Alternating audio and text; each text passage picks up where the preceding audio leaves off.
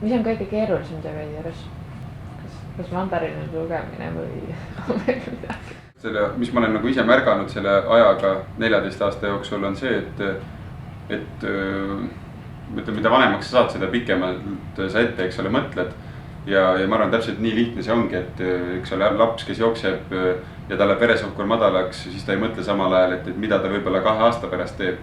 Ja 14-aastaselt, kui ma haigeks jäin, oli sama asi, et ma tegelikult suutsin mõtelda ainult ikkagi maksimaalselt aasta ette.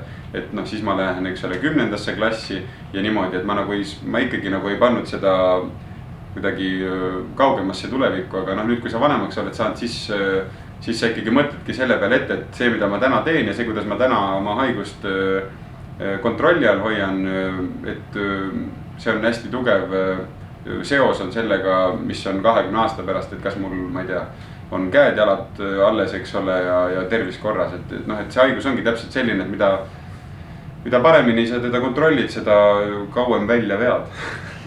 Kas diabeet on kuidagi teie elu takistanud? Vahest ma mõtlen, et umbes, et kui ma diabeedik ei oleks, et siis ma läheks seljakott seljas kuhugi, ma ei tea, Taisse või ümber maailma reisile. Aga samas ma saan siis ka kohe aru, et ma tegelikult otsin lihtsalt vabandusi, et ma arvan, et küll ja küll on neid näiteid, kes on diabeetikud või siis mingi muu elukestva haigusega ja teevad absoluutselt kõiki asju, mis nad teha tahavad. Minu meelest täiskasvanud inimese haigus rohkem, et ta ikkagi nõuab sellist ratsionaalset distsipliini ja sellepärast ongi, ütleme, väikestel lastel palju keerulisem, et nendel lihtsalt ei ole seda ratsionaalset distsipliini veel välja kujunenud ja et jah, see ongi võib-olla kõige keerulisem selle asja juures, et mille pärast need, ütleme, pumbad on väga head ja need samased diabeedikoerad ka, eks ole, keda Eestis ka veel võib-olla nii palju ei ole kui kuskil Soomes.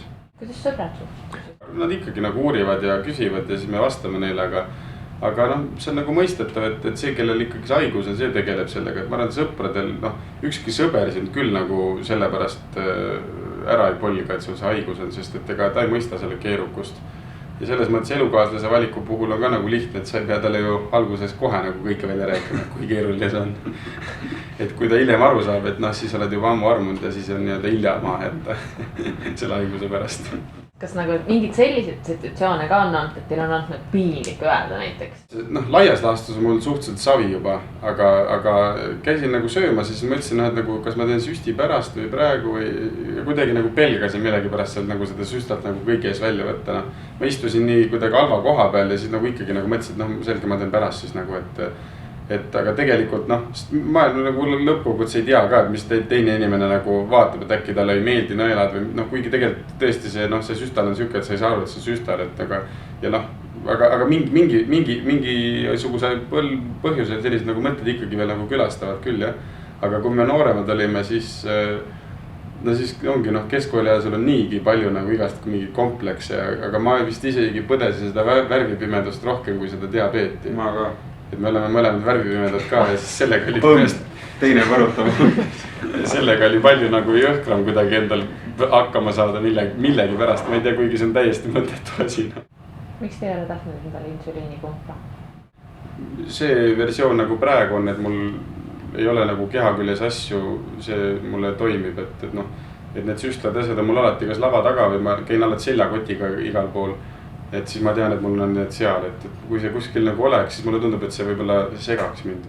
Ja nii palju, kui ma olen aru saanud, siis laste puhul ongi see pump on selles mõttes kõige parem variant, et see tegelikult aitabki täpselt ka seda teha, mis laste puhul ongi keeruline, et see mõtlemine sealt ära võtta, et lapsed nad ei peagi mõtlema selle peale, et nüüd ma sain ühe kommi, nüüd ma pean niimoodi tegema, vaid et see teeb sinu eest seda.